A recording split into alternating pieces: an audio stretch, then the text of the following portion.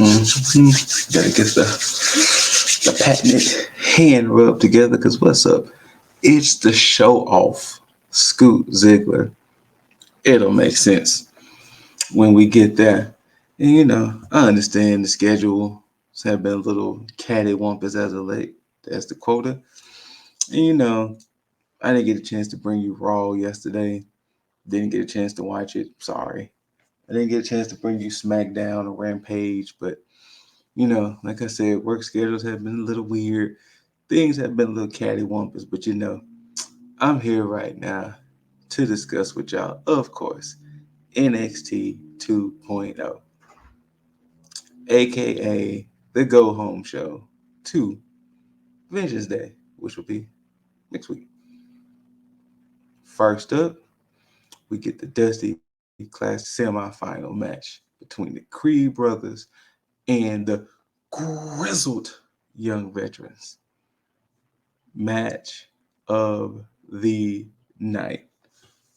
This shit was fire. What a hell of a way to open up the show.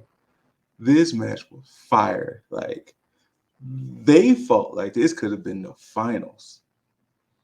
But hard hitting back and forth, GYV using their tricks and tactics and methods. It was crazy. I'm not going to even lie to y'all. Go home and go home. Go watch this match. Fire. Flames. Ultimately, the Creed brothers get the W. They'll be going to the finals next week against who? You'll find out later. In between that, we got a segment of Cora Jade earning Raquel's respect that she did last week. And then Cora was in the back talking about how her and Raquel are going to win the women's Dusty that's going to start sometime this month. And then Yulisa Leon and Valentina Feroz came up telling her that, blah, blah, blah, blah, blah. You ain't winning nothing. You ain't your partner and all that. And then Raquel come up. Then the three ladies started speaking Spanish towards each other. And then when the confrontation was over, Raquel was like, I'm the only one who can call Cora that. And basically that's how it ended. Then we get another segment that showed that Winnie Chu and Amari Miller used the card to go on a shopping spree. And I guess either the card got maxed out. I think it said it got maxed out. And then Wendy Chu threw the card away. So both ladies had bags full of stuff that I guess they did a little shopping on Tiffany's account.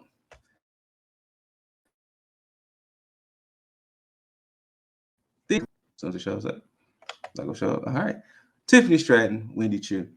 Basically, I don't even know why this beef necessarily even started, to be perfectly honest, but it led us to this. It was a solid match. It was an okay match. Ultimately, Stratton gets the W. I thought it was gonna go the other way with Chu, since Chu is kind of becoming like the little rising star. But I guess, excuse me, sorry. I guess with Chu having the character she is, wins and losses won't matter with Chu because she's gonna be entertaining. So Stratton gets the W. What a nice little finisher. If that's her finisher, it was like she does a Vader bomb, but she corkscrews with the Vader bomb. And boom, that's how she beats Chu. 1, 2, 3. Um, like I said, once again, wasn't a bad match. It's just the fact that I really didn't know who was gonna take it, honestly. I didn't know who was gonna take it. I thought Chu, like I said, because with Chu being like the it talent right now. But hey, Stratton gets the W here. Then we get a segment of Draco Anthony in the back discussing about how, he lost his debut against Andre Chase. And then Joe Gacy and Harlan Voorhees show up and was like, you don't have to do this alone. We will welcome you. We're all inclusive here. So who knows? Then we get a segment of Pete Dunne talking about how he's gonna beat up D'Angelo when it comes down to in their match, and then Draco comes up and was like, "Oh my God, it's an honor. Let me shake your hand." And he was like, "Whether I shake your hand or not, I'm still gonna break your fingers." Which leads into Pete Dunne, Draco Anthony. It was okay match. I think they're just trying to show off Draco more, and of course they're trying to give Pete Dunne the boost going into Vengeance Day.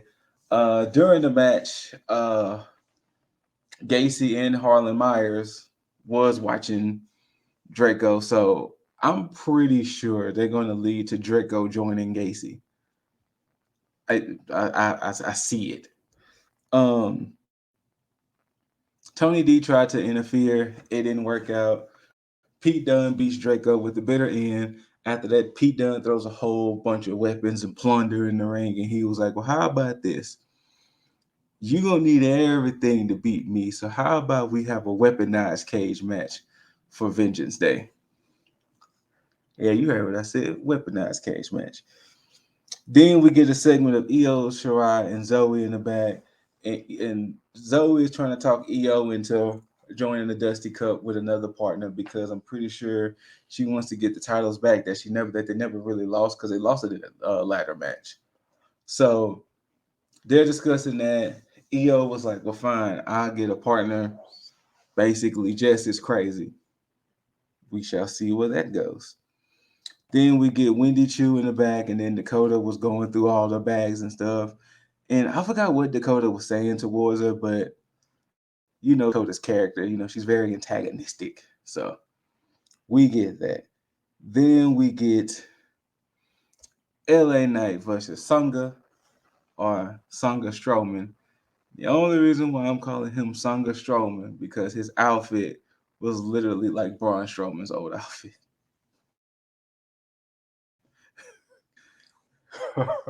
So that's why I'm calling him Sangha Strowman.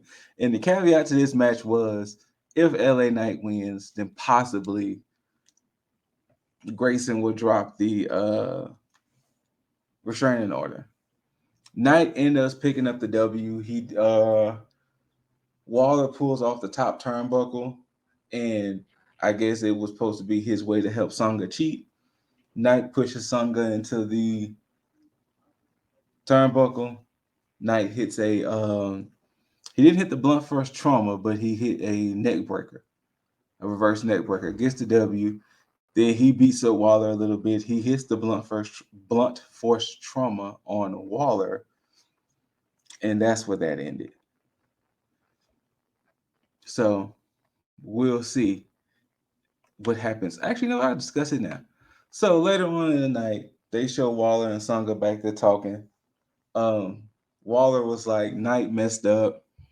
You put your hands on me. I never for sure said I was going to drop the restraining order. So next week on Vengeance Day, the whole world is going to see you get arrested."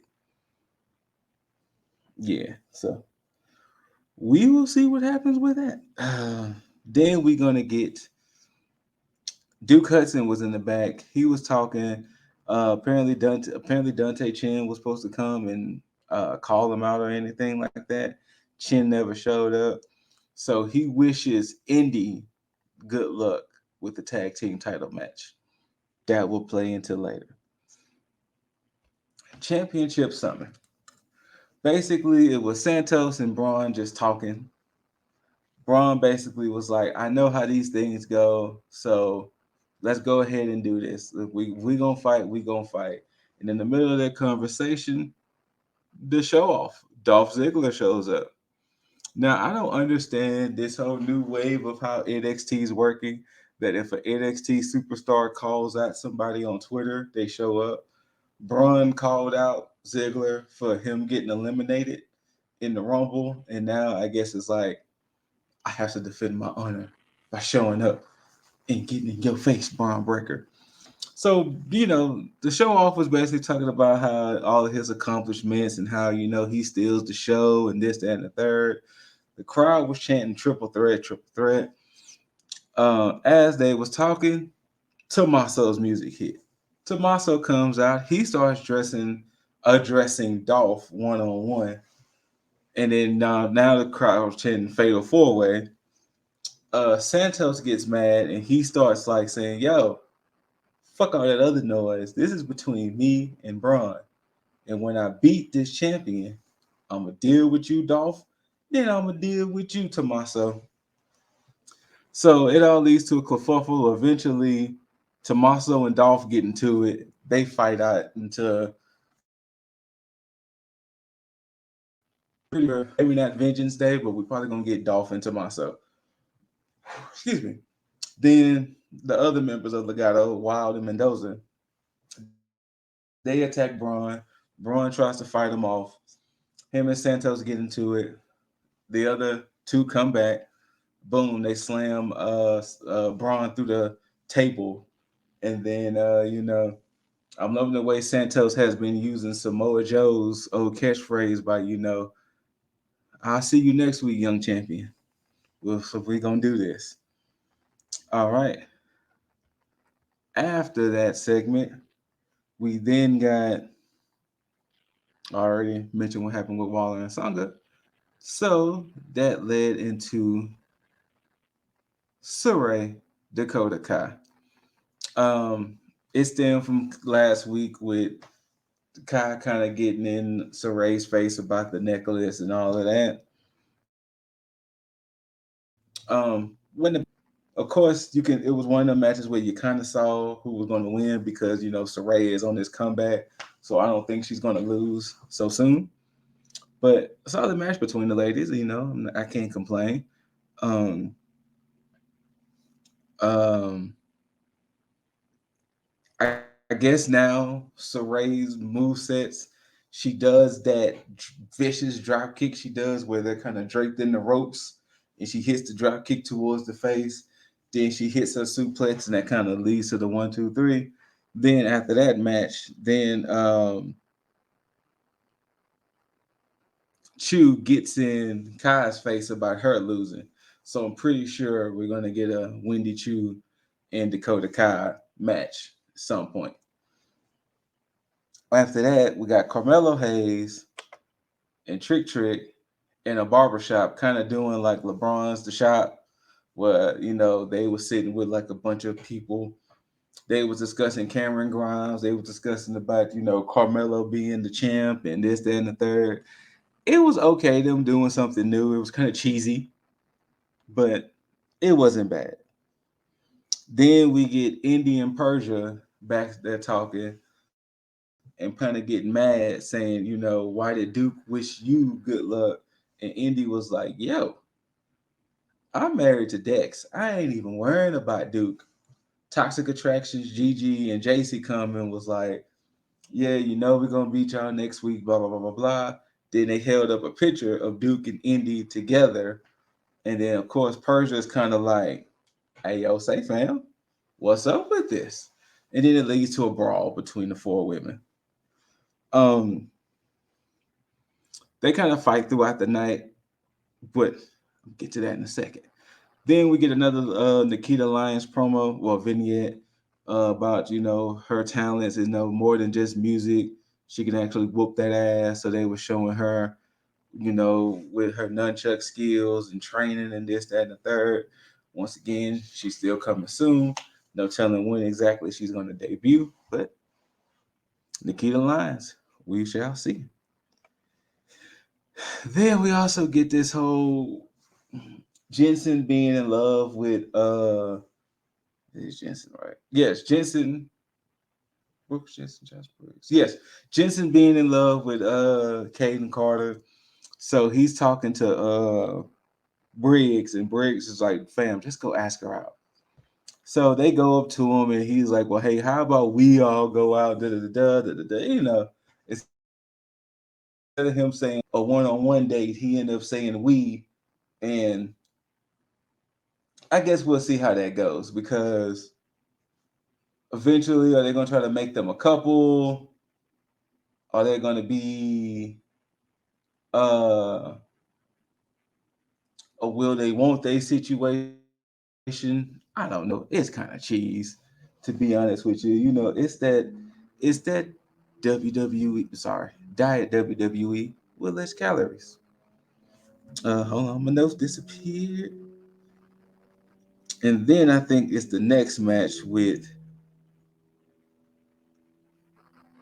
yes, the other semifinals match, MSK versus Malik Blade, Idris Enofe, was not a bad match at all either. Like it was a proper semifinal match because it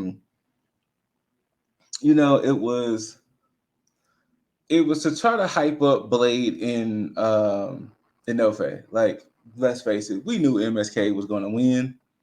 No secret. But um I don't know if they're gonna keep them two as a tag team, but they was kind of showing them, how they gel together as a team, so forth and so forth. Wasn't a bad match. MSK take it. So of course we get MSK versus the Creed Bros. They both in the ring with the trophy in the middle. So next week on Vengeance Day, we will get that as the finals. The winner will, of course, be the Dusty Cup winner, and they'll get a title shot at Imperium. Then the main event of the night, which I forgot to put it all, but Kaylee Ray versus Mandy Rose NXT Women's Championship. Before the match started, the whole Toxic Attraction was walking to the ring backstage. Well, they was backstage walking towards the ring, and Indian Persia fights them. So it left Mandy one on one. It wasn't a bad match. Once again, I know I'm saying it. The only thing with this was it did not feel like a title change was going to happen. It felt like either some shenanigans, but it did not feel like a title change was going to happen. Um, I don't know how long they're wanting Mandy's reign to be, and who ultimately is going to dethrone her. But it didn't feel like a title change was going to happen. But ultimately, it led to Gigi and JC coming out, distracting. JC distracts the ref. Gigi pushes KLR off the top. Mandy hits the bicycle knee. 1, 2, 3, match over. The three ladies then jump on KLR, and then EO comes. So they all fight off Toxic Attraction. I'm guessing they're hinting that EO is going to ask KLR to be her tag partner in the Dusty Cup. And also, too, before I finish, before the main event, there was a grounds promo vignette to counter the Hayes, since they have their North American Championship match at Vengeance Day as well. The promo of them saying, I've done everything. It's time for me to start winning gold in 2022. Trying to take it to the moon. But yeah, that was NXT 2.0, aka the Go Home Show to Vengeance Day. Vengeance Day doesn't seem like it's going to be a bad card. We got MSK versus Creed Brothers for the Dusty Cup Finals. We got Carmelo versus Cameron Grimes for the North American Championship. We got Santos versus Braun Breaker for the NXT World Championship. Who else we got? I feel like they showed the whole card, and I know I'm forgetting something. Oh, Pete Dunne and Tony D'Angelo in a weaponized cage match. Um, I think it had to be more than 4 matches. Oh, Toxic Attraction versus Persia and Indy. I think it's those 5 matches.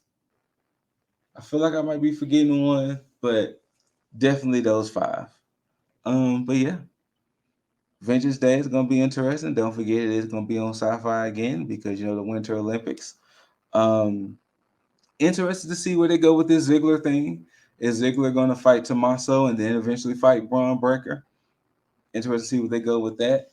Interesting to see what they're gonna do with the Dusty. I have a feeling the Creed brothers are gonna win. I don't know if they're gonna win the tag titles, but I do feel like they're gonna win. Um, I want to see how the women's Dusty goes because now with us potentially having KLR, excuse me, KLR and EO being a team, Cora and Raquel being a team, Yulissa Leon and Valentina Feroz being a team. If Indy and Persia lose, can they be in it?